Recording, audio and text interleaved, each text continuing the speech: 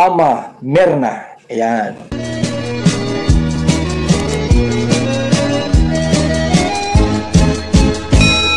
Hello, good morning! May bagong reaksyon na naman po tayo. Ito ay tungkol sa bagong na-scout na bagong tutulungan ng Kalingap. Bagong tutulungan ni Kalingap Rab. Na-scout ni Starax at ngayon ay na-endorse niya kay Kalingap Rab para tulungan. Isang batang-batang babae na nagsusumikap para sa kanyang pamilya, nagsusumikap na tumulong para may taguyod ang pangangailangan ng pamilya. At para may taguyod din yung kanyang pag-aaral. Nagsusumikap siya sa pamamagitan ng pagiging pagka-car wash niya. Bus wash. Ayun, ang laking bus ang kanyang nililinisan mga Kalingap. Babae ito ha, hindi ito lalaki. Pero ang gawain niya ay gawain ng isang lalaki. Kaya naman niya. Kasi kung may gusto nga, di ba, may paraan. Gusto niya magkaroon ng pera, gusto niya madagdagan o magkaroon ng kanyang allowance sa pagpasok sa eskwelahan. Kaya yan, ginagawa niyang bagay na yan. Naglilinis siya ng isang bus, napakalaking bus, para sa ganun ay magkaroon siya ng dagdag kita para sa pamilya niya at para rin sa kanya. Ito ay si Julian. Napaka-cute na bata, chinita rin to eh. Hindi biro yung kanyang ginagawa ha. Dahil yung kanyang ginagamit na panglinis ay yung improvise lang na mop na kung susubukan mong gamitin ay mabigat. Ayon yan sa mga Kalingap kasi sinubukan nila, isa-isa sila. Mabigat gamitin. Marami namang nabibili dyan, di ba? Yung magagaan lang na pwedeng pang mop, pwedeng pang linis ng ganyang sasakyan. Pero dahil nga sa kakapusan, hindi sila nakakabili ng ganon. Yung magaan lang na gamit. Kundi gumawa na lang ng paraan para sa ganoon magkaroon sila ng gamit, magkaroon ng gagamitin sa paglilinis dito sa malaking bus na kanilang nililinisan. Mahirap man yung trabaho na yan pero pinagtsatsagaan talaga ni Julian. Hindi niya ikinakahiya ito kundi in-encourage pa nga niya yung iba na kabataan na kung may ganitong mga pagkakataon ay sige gawin lang nila. Ito isang marangal na trabaho at hindi dapat ikahiya. Alam po ninyo mga Kalingap, itong si Julian ay maaaring magiging isa ito sa Kalingap Angels. At sinabi naman ni Kalingap Rab, tinanong niya kung gusto niya maging Kalingap Angels. At nakakagulat yung sagot ni ni Julian. Pakinggan po natin. Kung may mensahe ka sa mga Kalingap Angels, ano yung gusto mong mensahe sa kanila? Kung napapanood mo sila Joy. May napanood ka na ba na vlog namin sa mga Kalingap Angels? Opo, kila Dara. Ate Dara po. Tapos O ano naman yung gusto mong sabihin sa kanila? Mapanood ka din nila eh. yun po. Kung sabi nga po nung iba na dapat makasali ako. Kasali sa Kalingap Angels. Opo. Po, nakaka-insecure po. Ang gaganda. Maganda rin naman siya, di ba? Tanong natin si Arjun. Arjun, karapat-dapat ba siya sa Kalingap Angels? So, alam mo, yung sa Kalingap Angels, di naman talaga priority natin yung maganda. Ang priority natin doon, yung kanilang ugali, attitude na may pangarap, gusto makapagtapos, nagsusumikap, di ba? Yan. Bonus na lang yun kung may maganda, nagkataon lang na magaganda silang lahat.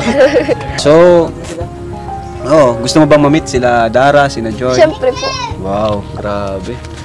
Ayan, nahihiya nga siya na maipasali siya sa Kalingap Angels. Kasi lahat ng member ng Kalingap Angels nakita niya o napanood niya na ang gaganda. Samantalang siya nahihiya siya na mapabilang doon. Sinabi naman ni Kalingap Rab na si Julian ay maganda rin naman. Huwag siya ma-insecure. Dahil ang Kalingap Angels, ang batayan ng pagiging Kalingap Angels na sinabi ni Kalingap Rab ay hindi ang ganda, kundi may determinasyon na makapagtapos sa pag-aaral. Nagsusumikap para sa pamilya, yung masipag, at talaga ka namang deserve na matulungan para may taguyod ang pamilya. Kung ganyan ang layunin mo na yung gustong-gusto mo talaga makapagtapos sa pag-aaral, ay yan, karapat-dapat ka nga na maging Kalingap Angel ni Kalingap Rab. Kaya hindi batayan yung ganda ha. Ito si Julian talaga, na-insecure ka agad. Pero hindi niya alam na siya maganda naman. Kung titingnan mo siya, napaka-chinita niya, di ba? At isa pa, napaka-jolly nito si Julian. At buka rin siya na magsalita tungkol sa pamilya niya. Hindi siya nahihiya, hindi siya nangingimi na magkwento. Kagaya nga niya, nung nagbigay siya ng tubig, pasensya na, walang baso kasi nagkandabasag na. Konti lang yung gamit nilang baso. Kaya yung bagay na yan, hindi niya kinakahiya na ikikwento niya.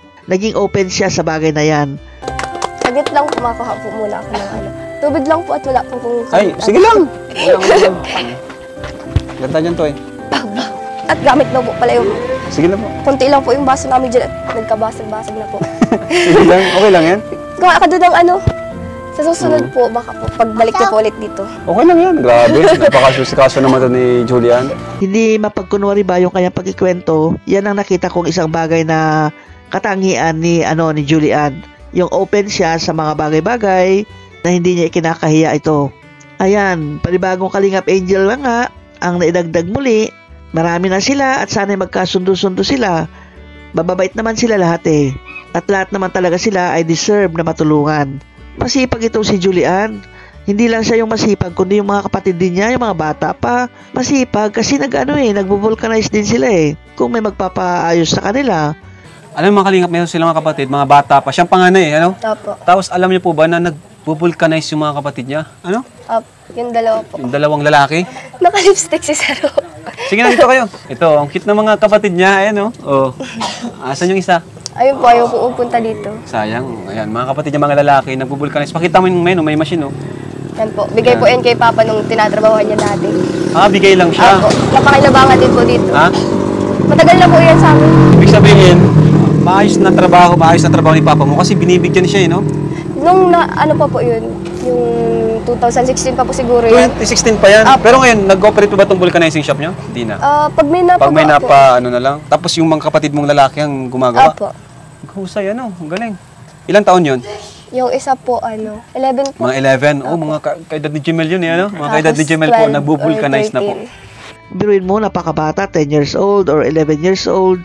Kasama niya isang batang maliit, yung 8 years old yata yon, ay talagang gumagawa sila ng trabaho na marangal na hindi nila dapat ikahiya. Kaya si Julian, good luck na lang ha sa pagiging Kalingap Angel, na sana sa lalong madaling panahon ay magkita-kita kayo ng lahat ng mga Kalingap Angels. Huwag ka mahiya, Julian, dahil ang batayan nga na binanggit ni Kalingap Rab, batayan ng pagiging Kalingap, batayan ng pagiging Kalingap Angel ay hindi ang ganda, kundi yung determinasyon, yung sipag, at yung focus talaga na makapagtapos sa pag-aaral, matulungan ng pamilya, ganyan. Kaya abangan natin yan, yung pagkikita ng mga Kalingap Angels. Hanggang dito na lamang po. Salamat muli sa inyong panonood. Hanggang sa muli. Bye-bye!